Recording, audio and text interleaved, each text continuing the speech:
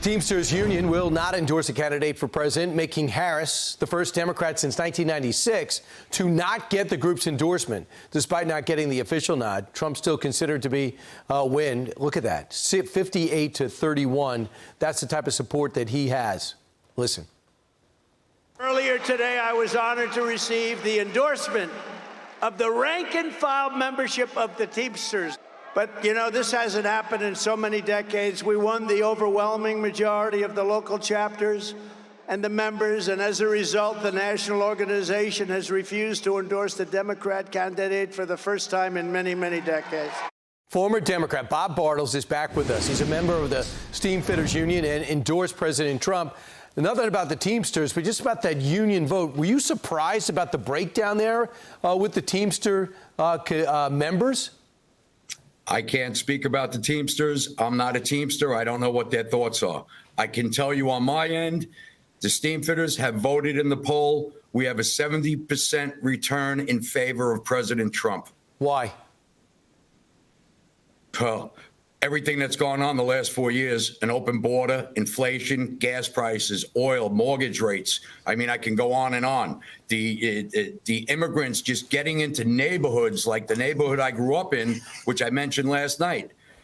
I have a daughter down there. She's afraid to walk around. And this is a neighborhood I grew up in.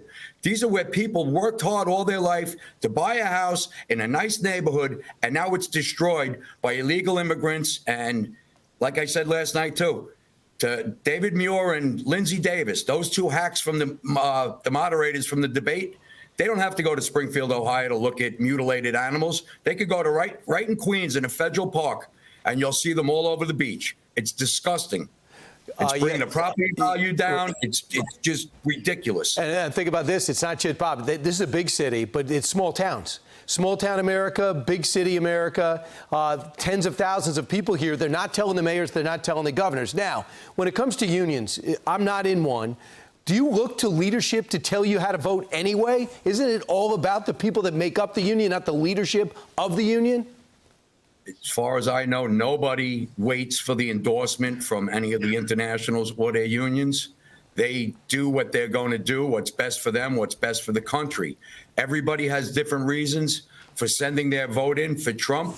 I'm sure the 25 or 30% that voted for Biden, and I just switched their votes to Harris, they're probably going to be mad at me. But, you know, majority rules in a union. That's what it is. Everybody had a chance to vote. And if the members are going to do what they want, no matter who says anything, it's their constitutional right to vote the way they see fit. Bob, I get that impression of your personality. You're going to make your own decisions. I hope your daughter stays safe. But people certainly understand that sentiment. Appreciate it. Bob Bartels, thank you.